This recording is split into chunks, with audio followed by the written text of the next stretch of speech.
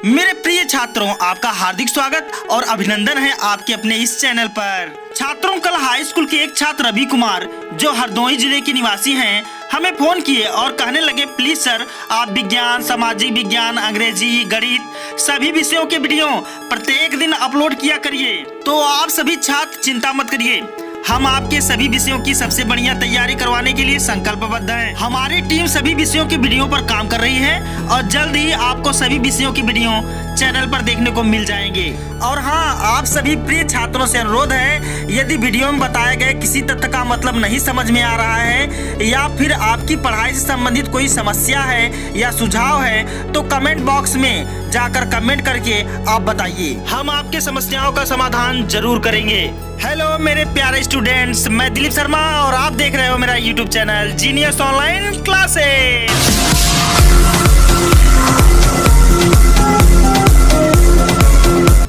चलिए छात्रों, तो वीडियो करते हैं शुरू।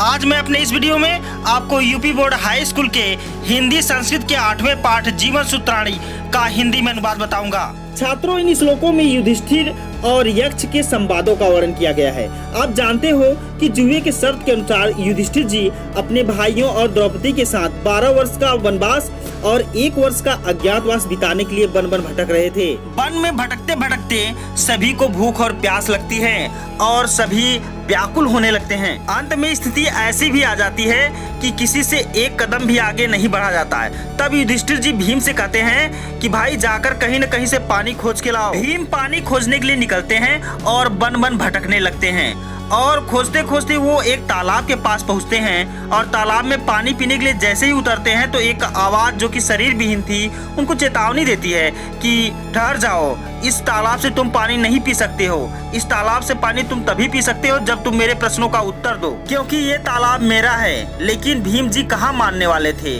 वो पानी पीने के लिए तालाब में उतरते हैं और वहीं गिरते हैं और मर जाते हैं। इसके बाद सभी भाई वहाँ पहुँचते हैं और धीरे धीरे जबरदस्ती पानी पीने की कोशिश करते हैं यक्ष के प्रश्नों का उत्तर दिए बिना, और वहीं गिरते हैं और मर जाते हैं। और उधर द्रौपदी भी भूख और प्यास से व्याकुल होने के कारण दम तोड़ देती है। इसके बाद युधिष्ठिर जी भी अपनी भाइयों की तलाश में निकल लेते हैं और उनको खोजते खोजते उसी तालाब के पास पहुंचते हैं और देखते हैं कि उनके सारे भाई तो मरे पड़े हुए हैं। लेकिन युधिष्ठिर जी को भी बहुत तेज प्यास लगी थी, इसलिए वो भी तालाब में उतर जाते हैं पानी पीने के लिए। और जैसे ही पानी पीना चाहते हैं, फिर से वही आवाज उनको चेतावनी देती है, ठहर जाओ, पहले मेरे प्रश्नों का उत्तर दो, इसके बाद तुम पानी पी सकते हो। युधिष्ठिर जी समझ जाते हैं कि ये यक्ष के सिवा और कोई नहीं है और उनके भाइयों के साथ क्या हुआ है वो अच्छी तरह समझ जाते हैं और कहते हैं, ठीक है, आप अपने प्रश्नों को पूछिए, मैं प्रश्नों का उत्तर दूंगा। इसके बाद यक्ष जो है एक के बाद एक प्रश्न पूछता है और युधिष्ठिर जी सभी प्रश्नों का उत्तर देते चले जाते हैं। यक्ष पूछता है, किस्विद गुरुतरम भूमे किस्विद उच्चतरम च खात किस्विद शीघ्रतरम वातात किस्विद बहुतरम तीर्णात। युधिष्ठिर जी जवाब देते हैं, माता गुरुतरा भूमे खात पितो उच्चतर स्था मन शीघ्रतरम वातात चिंता बहुतरी तीर्णात। यक्ष पूछता है, किस्विद गुरुतरम भूमे, किस्विद का मतलब होता है क्या, गुरुतर मतलब होता है महान या बड़ा, भूमि मतलब भूमि, भूमि से भी महान क्या है या भूमि से भी बड़ा क्या है। किस्विद उच्चतरम च खात है, किस्विद मतलब क्या, उच्चतरम मतलब ऊंचा, खात मतलब आकाश, और आकाश से भी ऊंचा क्या है। किस्विद शीघ्रतरम वातात, किस्विद मतलब क्या, शीघ्रतरम मतलब तेज चलने वाला, वातात मतलब वायु, वायु से भी तेज चलने वाला क्या है। किस्विद बहुतरम तीर्णात, बहुतरम का अर्थ होता है घना और तीर्णात मतलब तिनके से भी ज्यादा घना क्या है। या यहाँ बहुतरम का एक दूसरा भी अर्थ होता है, बहुतरम का अर्थ होता है दुर्बल बनाने वाला या तिनके से भी ज्यादा दुर्बल बनाने वाली चीज क्या है। यक्ष पूछता है, भूमि से महान क्या है, आकाश से ऊंचा क्या है, वायु से भी शीघ्रगामी क्या है, तिनके से भी दुर्बल क्या है, अर्थात तिनके से भी दुर्बल बनाने वाली चीज क्या है। युधिष्ठिर जी जवाब देते हैं, माता गुरुतरा भूमि, माता जो है वो पृथ्वी से भी महान होती है, माता जो होती हैं वो पृथ्वी से भी बड़ी होती हैं। खात पितो उच्चतरम स्था, और पिता जो होते हैं वो आकाश से भी ऊंचे होते हैं। मनः शीघ्रतरम वातात, और मन जो है वो वायु से भी तेज चलता है।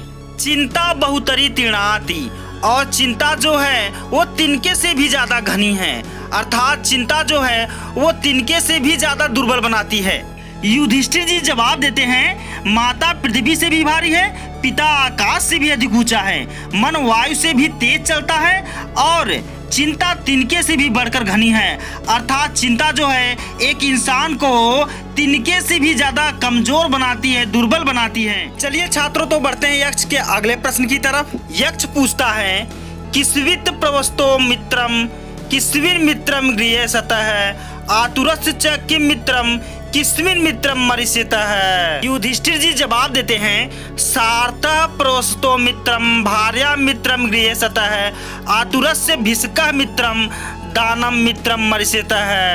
यक्ष पूछता है, किस्वित प्रवस्तो मित्रम, किस्वित का मतलब कौन, प्रवस्तो मतलब बाहर रहने वाला, परदेश रहने वाला, परदेश में रहने वाला का मित्र कौन है, किस्वित मित्रम गृहे सतः, और घर पे रहने वाले का मित्र कौन है, आतुरस्य च किम मित्रम, और आतुरस्य का मतलब रोगी, और रोगी का मित्र कौन है, किस्वित मित्रम मरिष्यतः, और मरने वाले का मित्र कौन है। यक्ष पूछता है कि परदेश में रहने वाले का मित्र कौन है, घर में रहने वाले का मित्र कौन है, रोगी का मित्र कौन होता है और मरने वाले का मित्र कौन होता है। युधिष्ठिर जी जवाब देते हैं, सार्थः प्रवस्तो मित्रम, सार्थः का अर्थ होता है धन, प्रवस्तो मतलब परदेश में रहने वाला, परदेश में रहने वाले का मित्र धन होता है।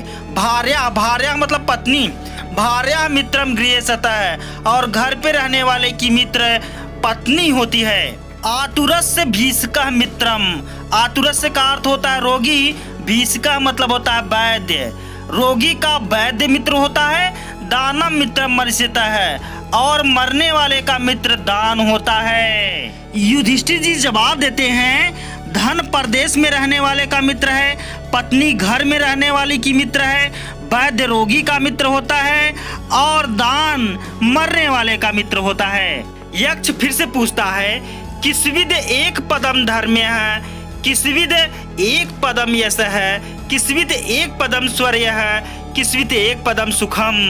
युधिष्ठिर जी जवाब देते हैं, दाक्ष्यम एक पदम धर्म है, दानम एक पदम यश है, सत्यम एक पदम स्वर्य है, शीलम एक पदम सुखम। यक्ष पूछता है, किस्विद एक पदम धर्म है, किस्विद मतलब क्या, एक पदम मतलब एकमात्र, धर्म मतलब धर्म, एकमात्र धर्म क्या है, किस्विद एक पदम यश है, और एकमात्र यश क्या है, किस्विद एक पदम स्वर्य है, स्वर्य का मतलब स्वर्ग देने वाला या स्वर्ग प्रदान करने वाला, एकमात्र स्वर्ग प्रदान करने वाला क्या है, किस्विद एक पदम सुखम, और एकमात्र सुख क्या है। यक्ष पूछता है, एकमात्र धर्म क्या है, एकमात्र यश क्या है, एकमात्र स्वर्ग को देने वाला क्या है, और एकमात्र सुख क्या है। युधिष्ठिर जी जवाब देते हैं, दाक्ष्यम एक पदम धर्म है, दक्षता ही एकमात्र धर्म है, चतुरता ही एकमात्र धर्म है, दानम एक पदम यश है, और दान जो है एकमात्र यश है, सत्य एक पदम स्वर्य है, और सत्य एकमात्र स्वर्ग को देने वाला है, शीलम एक पदम सुखम, और शीलता एकमात्र सुख है। युधिष्ठिर जी कहते हैं, चतुरता एकमात्र धर्म है, दान एकमात्र यश है, सत्य एकमात्र स्वर्ग देने वाला है, और शील एकमात्र सुख है, शीलता ही सुख है, अर्थात संतुष्टि ही सुख है। चलिए छात्रों, बढ़ते हैं यक्ष के अगली प्रश्न की तरफ। यक्ष पूछता है, धान्यानाम उत्तमम किस्विद धनानाम स्यात् किम उत्तमम लाभानाम उत्तमम किम स्यात् सुखानाम स्यात् किम उत्तमम। युधिष्ठिर जी जवाब देते हैं, धान्यानाम उत्तमम दाक्ष्यम, धनानाम उत्तमम श्रुतम, लाभानाम श्रेष्ठ आरोग्यम, सुखानाम तुष्टिरुत्तमा।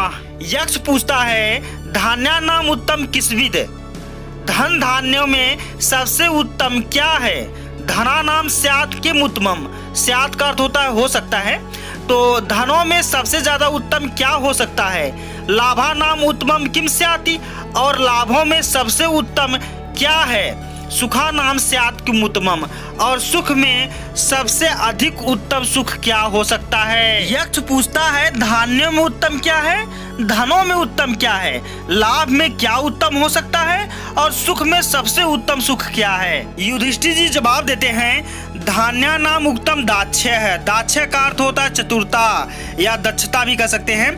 तो धन धान्यों में सबसे उत्तम चतुरता होती है। धना नाम उत्तम श्रुतम, और सबसे अधिक उत्तम धन जो है वो शास्त्र ज्ञान है। शास्त्र ज्ञान सबसे उत्तम धन होता है। लाभा नाम श्रेष्ठ आरोग्यम, लाभों में सबसे श्रेष्ठ लाभ जो है वो निरोग होना होता है। सुखा नाम तुष्टि रुष्टमा, और सुखों में सबसे बड़ी सुख संतुष्टि होती है। युधिष्ठिर जी जवाब देते हैं कि धान्यों में सबसे उत्तम चतुरता है, धनों में सबसे उत्तम शास्त्र ज्ञान है, लाभों में सबसे उत्तम निरोग होना होता है और सुखों में सबसे उत्तम संतुष्टि होती है। चलिए छात्रों, तो देखते हैं इस अंतिम प्रश्न को जो इस पाठ में दिया गया है, यक्ष द्वारा पूछे गए। यक्ष पूछता है, किम नु हित्वा प्रियो भवति, किन्नु हित्वा न सोचयति, किम नु हित्वा अर्थवान भवति, किन्नु हित्वा सुखी भवेत। युधिष्ठिर जी जवाब देते हैं, मान हित्वा प्रियो भवति, क्रोध हित्वा ने सोचयति, काम हित्वा अर्थवान भवति, लोभ हित्वा सुखी भवेत। यक्ष पूछता है, किन्नु हित्वा प्रियो भवति, एक इंसान क्या छोड़ के सबके लिए प्रिय हो जाता है। किन्नु हित्वा न सोचयति, और क्या छोड़ के कभी शोक नहीं करता। किन्नु हित्वा अर्थवान भवति, क्या छोड़कर धनी हो जाता है। किन्न हित्वा सुखी भवेत, और क्या छोड़कर सुखी हो जाता है। यक्ष पूछता है, मनुष्य किसको छोड़कर सबके लिए प्रिय हो जाता है तथा किसको छोड़कर कभी शोक नहीं करता, किसको छोड़कर धनवान हो जाता है और किसको छोड़कर हमेशा के लिए सुखी हो जाता है। युधिष्ठिर जी जवाब देते हैं, मान हित्वा प्रियो भवति, एक इंसान अभिमान छोड़कर सबके लिए प्रिय हो जाता है। क्रोध हित्वा न सोचयति, और क्रोध को छोड़ के कभी शोक नहीं करता। काम हित्वा अर्थवान भवति, और अपनी कामना को छोड़कर वो धनी हो जाता है। लोभ हित्वा सुखी भवेत, और लालच को छोड़ के हमेशा के लिए सुखी हो जाता है। युधिष्ठिर जी जवाब देते हैं, एक मनुष्य अभिमान को छोड़कर सबके लिए प्रिय हो जाता है और क्रोध को छोड़कर कभी शोक नहीं करता, अपनी अभिलाषा को छोड़कर धनवान हो जाता है और लाभ को छोड़कर हमेशा के लिए सुखी हो जाता है। तो छात्रों, आज का मेरा वीडियो आपको कैसा लगा? अच्छा लगा हो तो लाइक करिए और अपने दोस्तों में शेयर करिए, और हाँ, कमेंट करना मत भूलिएगा। और चैनल से अगर जुड़ना चाहते हो तो चैनल को जरूर सब्सक्राइब कर लीजिएगा और साथ साथ बेल आइकन को प्रेस करके ऑल पे क्लिक कर दीजिएगा।